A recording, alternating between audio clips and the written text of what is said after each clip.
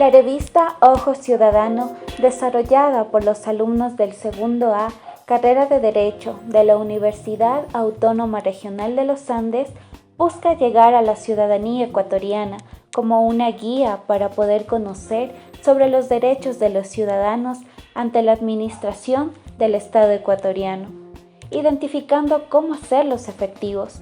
Además, busca orientar sobre las acciones ciudadanas desarrolladas en nuestro país con el objetivo de reconocimiento de los derechos, siempre respetando el marco constitucional tanto por el Estado y la sociedad ecuatoriana. Revista Ojo Ciudadano, Ecuador Constitucional. En Ecuador, la lucha por el reconocimiento de los derechos constitucionales se la realiza continuamente, debido a la falta de aplicación de los mismos, ya sea por el Estado, autoridades, funcionarios y esta por el mismo común de los ciudadanos, lo cual conlleva a buscar diferentes tipos de acciones dentro del ámbito constitucional y legal, con el firme objetivo que esos derechos mancillados y no respetados sea de una u otra forma reconocidos para el bienestar del ecuatoriano y del Estado. Estado de excepción, garantía de derechos o represión social. Según el ordenamiento constitucional, en el artículo 167 estipula que el presidente o presidenta de la República podrá decretar en todo el territorio nacional o parte de él estado de excepción en caso que haya agresión o conflicto armado internacional o interno, grave conmoción interna, calamidad pública o desastre natural, como ya lo vivimos anteriormente, cuando cursábamos la etapa de la pandemia. El Ejecutivo decretó estado de excepción por crisis sanitaria. De igual manera, en estas manifestaciones, señor presidente Guillermo Lasso decretó para diferentes provincias estado de excepción, en lo cual cumplió con todos los principios de necesidad, proporcionalidad, legalidad, temporalidad, territorialidad y razonabilidad. El estado de excepción tiene como objetivo final es garantizar el orden público, para que así haya una convivencia pacífica entre todos los ciudadanos, ya sea por parte de una buena actividad de la fuerza pública, Policía Nacional y Fuerzas Armadas. Se deben marcar en los estándares el uso progresivo de la fuerza y en respeto de los derechos de toda la población ecuatoriana. Cabe recalcar, el derecho a la resistencia es una base fundamental para el ejercicio de todos los derechos constitucionales, pues sobre este derecho se asienta el sentido mismo de los derechos humanos, como límites al poder para hacerle frente a las desigualdades estructurales. Hoy en día, hace pocos días, se firmó la Acta de Paz, que el pueblo ecuatoriano luchaba por un bien común. La represión fuera de los límites del uso progresivo de la fuerza hacia las acciones de protesta o resistencia causa crisis de derechos humanos, y para evitar estos actos de violencia y crisis de derechos, los gobernantes deben atender las causas estructurales de las protestas. Desde ya debe haber un estudio estratégico para que el pueblo ecuatoriano no salga nuevamente a las vías a protestar. El estado de excepción jamás deberá ser una acción de represalia hacia el pueblo ecuatoriano, sino más bien una acción de protección por reclamar sus derechos.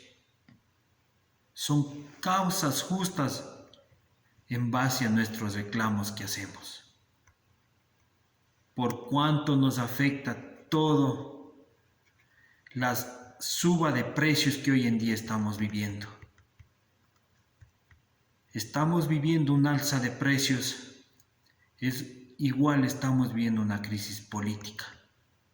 Más bien el gobierno debe plantear estrategias y proyectos para que el Ecuador siga adelante.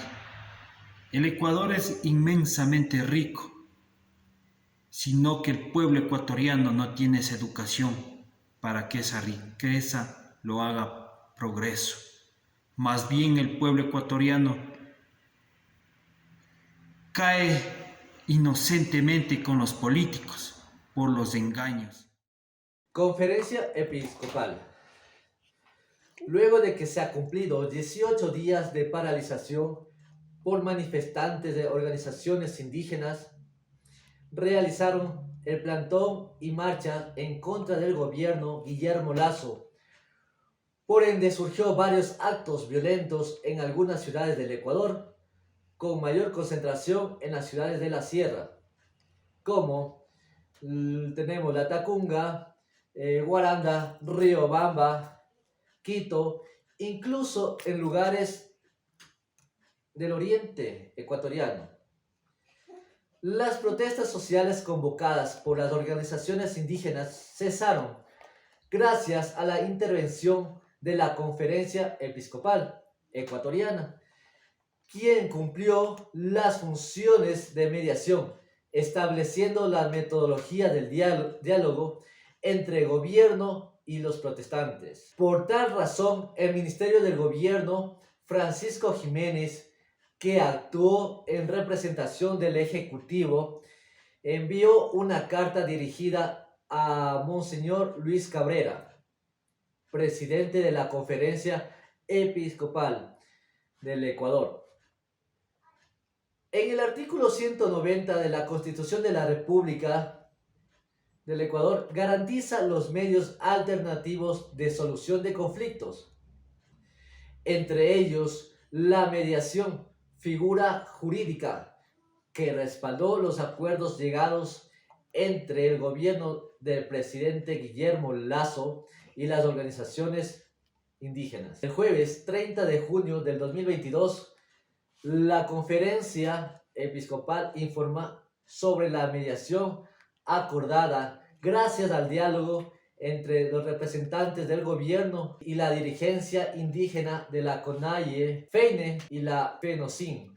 Por tal motivo, se debate agradecer la propuesta de mediación esgrimida por la Conferencia Episcopal Ecuatoriana, acción que fue decisiva para retomar la tranquilidad luego de 18 días de paralización por algunas situaciones que no han estado de acuerdo la parte de las organizaciones indígenas. Entonces, vamos a analizar los acuerdos que se dio para la conferencia episcopal. Como primer punto, tenemos lo que es la reducción del valor del combustible, que bajó a 15 centavos menos por galón, es decir, 5 centavos adicionales a los que ya dispuso en el decreto número 462, y se trabajará en las políticas de focalización de subsidios.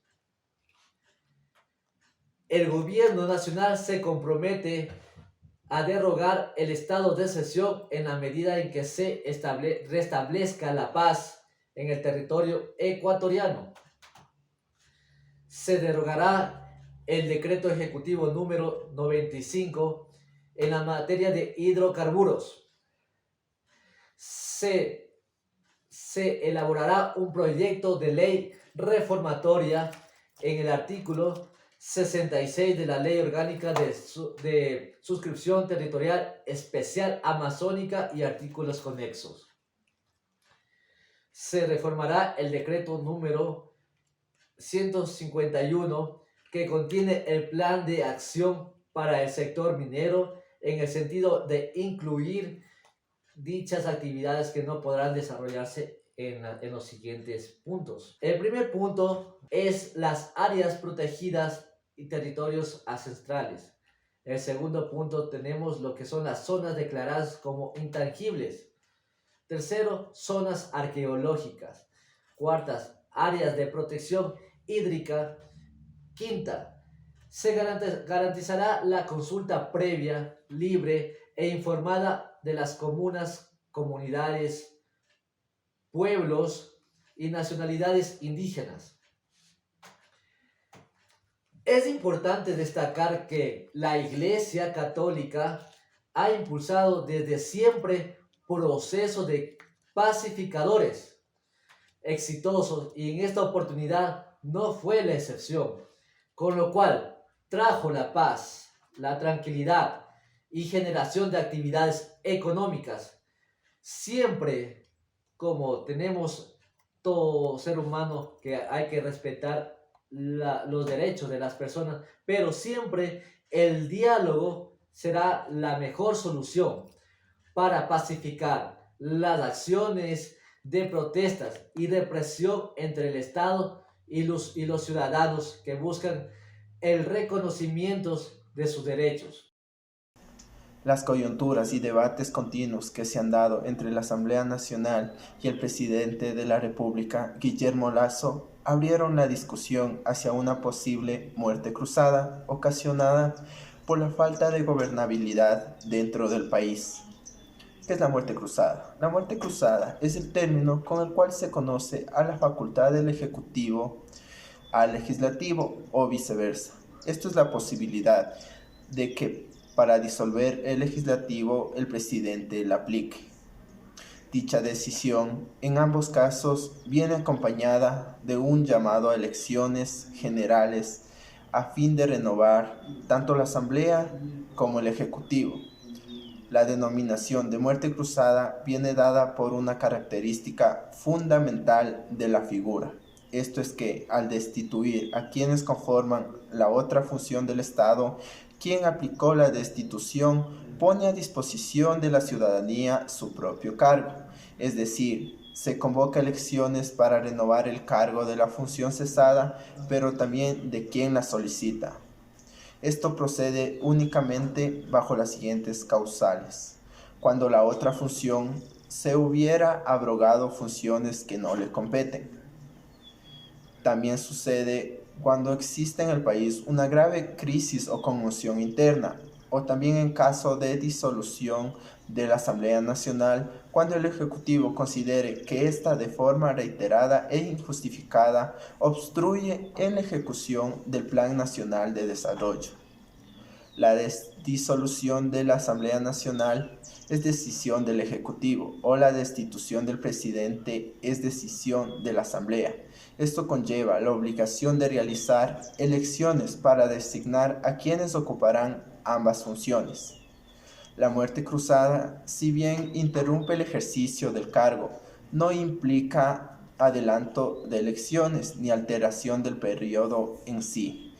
Quien resulta electo luego de la destitución del presidente o disolución de la Asamblea no inicia un nuevo periodo, es decir, el nuevo periodo consta de 4 años, sino que completa el periodo de quien fue cesado.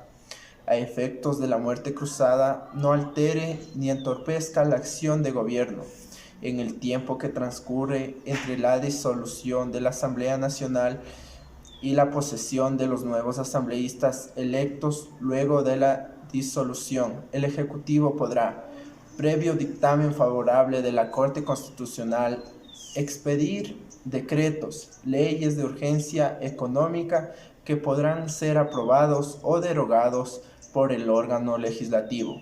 La muerte cruzada tiene una restricción en cuanto al tiempo, es decir, llevarla adelante por una sola vez en los 3 primeros años de gobierno.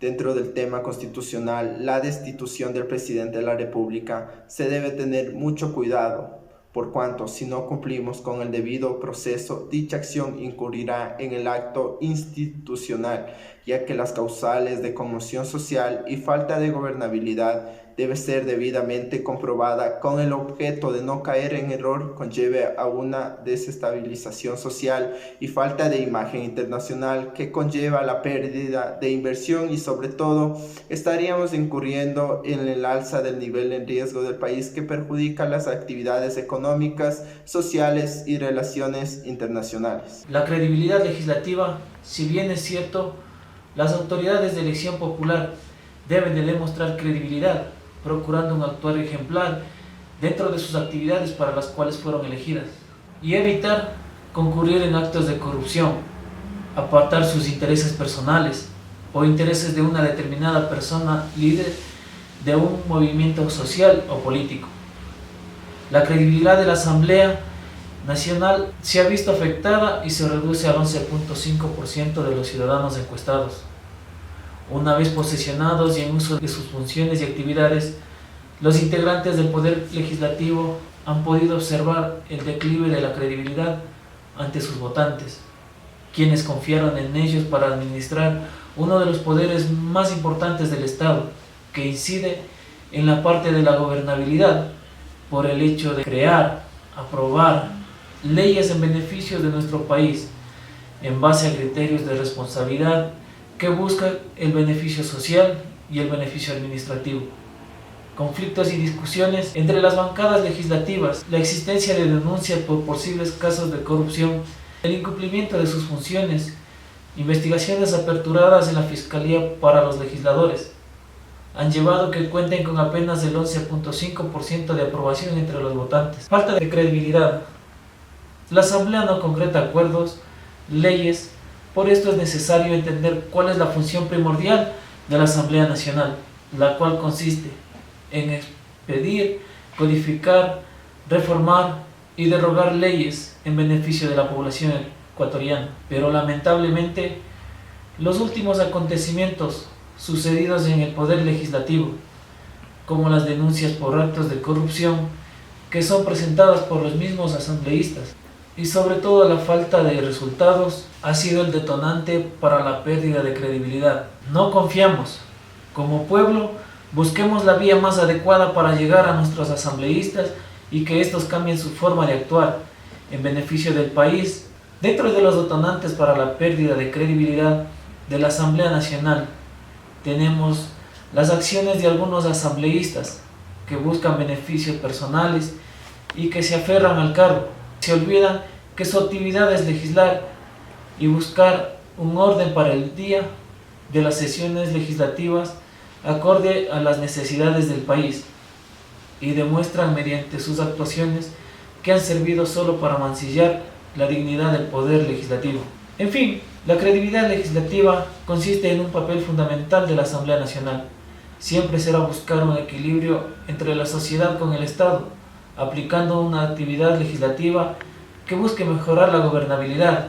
El Poder Legislativo ha incurrido en negligencia a su actividad, demostrando que existe falta de interés hacia sus funciones y garantizar el beneficio para sus electores.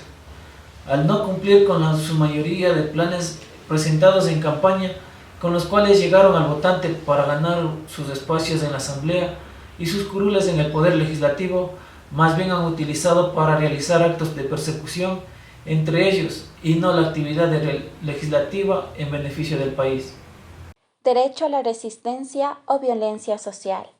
Los individuos y los colectivos podrán ejercer el derecho a la resistencia. El derecho a la resistencia se encuentra consagrado en el artículo 98 de la Constitución de la República del Ecuador, como una garantía de los ecuatorianos frente a acciones y omisiones del poder público o de las personas naturales o jurídicas no estatales que vulneren o puedan vulnerar los derechos constitucionales, y demandar el reconocimiento de nuevos derechos.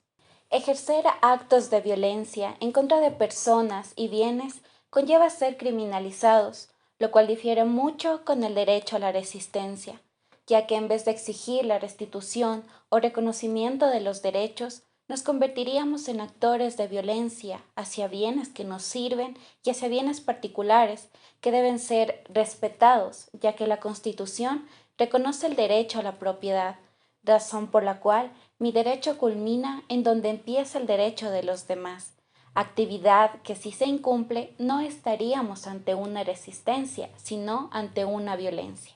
Jamás podremos relacionar derecho a la resistencia con la violencia social. Como garantía constitucional, el derecho a la resistencia nos lleva al camino de la protesta pacífica y no violenta, y sólo así podremos hacer valer los derechos y no ser parte de una agresión en contra de los derechos y bienes tanto del Estado como de particulares. La necesidad del derecho de resistencia a la opresión porque los poderes tiránicos hacen la guerra sin declarar la guerra, suprimen de hecho las constituciones sin derogarlas, mantienen los parlamentos despojándoles de su esencia, desconocen todas las garantías y eliminan la personalidad humana. El cuerpo constitucional vigente, al garantizar el derecho a la resistencia, este no puede ser confundido con actos de violencia. La resistencia ciudadana, en el marco constitucional, busca reconocer los derechos cuando estos están siendo vulnerados y no reconocidos por el Estado. En el marco de nuestro país, en los últimos días tuvimos la acción del derecho a la resistencia, la cual se la confundió con vandalismo y agresión. Estas actividades crearon agresiones entre ciudadanos y afectación a los bienes públicos, afectando derechos como la libre circulación y tráfico, privando de servicios básicos, sociales y de emergencia, como gas, agua, combustible, productos de primera necesidad. Estas acciones no cumplen con el efecto o el fin del derecho a la resistencia. Como estudiantes de derecho, debemos inculcar a la sociedad que el derecho a la resistencia jamás puede ser confundido con actos de violencia, ya que una verdadera resistencia consiste en buscar la resolución pacífica de necesidades y derechos que han sido mancillados, desconocidos e incumplidos por el primer mandatario. La independencia de los poderes del Estado. La separación de poder o división de poderes son principios políticos en cualquier forma de gobierno, ya sea legislativo, ejecutivo o judicial, ejercidos por órganos gobernantes, ya sean autónomos o independientes, que la única cualidad que tiene es la democracia representativa. La teoría clásica habla que Montesquieu, un viejo francés filósofo en el siglo XVIII, dio la teoría de tres poderes, en la cual era el ejecutivo, el legislativo y el judicial, que estaban caracterizados por trabajar delimitadamente. El ejecutivo estaba encargado de gobernar y administrar, el legislativo de crear y aprobar, y el judicial de juzgar y hacer cumplir las órdenes del juez. En la actualidad, en el Ecuador disponemos de 5 poderes. Estamos divididos como el poder ejecutivo, el poder legislativo, el poder judicial, el poder electoral y el poder de participación ciudadana y control social, en la cual mencionamos una regla muy importante en donde estos poderes no pueden cruzarse y ninguno no puede pasarse o violar las normas del otro. Cada poder ha sido creado independientemente para cumplir una función específica con el fin de contribuir en un buen desarrollo en el Estado y para el bienestar de la población. La independencia de las funciones del Estado es un requisito esencial, ya que sin los poderes la república no existe, la democracia es imposible y los derechos se reducen a declaraciones líricas vaciadas de contenido.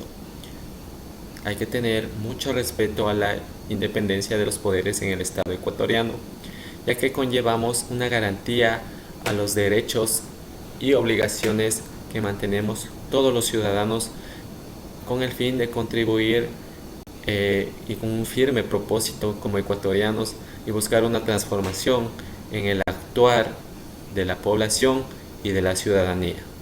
La independencia del Estado, la separación de poderes en su concepción moderna, como articulan mediante el principio político en el que los diversos órganos del poder de funciones separadas están destinadas a la consecución de unos mismos y altos fines del Estado. la independencia de los poderes del Estado, la actividad de gobernar un país siempre debe de ser desconcentrada con el objetivo de realizar actos de administración que conlleven la aplicación de los derechos constitucionales de una manera eficaz e eficiente, en la cual la Constitución se pueda respetar, en la cual se determinen las acciones y las funciones que deben de cumplir cada poder con un objetivo firme de la independencia de los poderes, en la cual podemos hacer cumplir los planes propuestos en beneficios del Estado y de los ciudadanos. Buscar que los derechos de los ciudadanos se cumplan es una labor moral y legal para obtener una correcta aplicación de la Constitución y la ley, mismas que nos proporcionan todos los medios necesarios para que tanto el Estado, autoridades y ciudadanos cumplan con nuestros deberes, derechos y obligaciones, pero siempre enmarcados en la Constitución y la ley en beneficio de las dos partes, Estado-ciudadanía.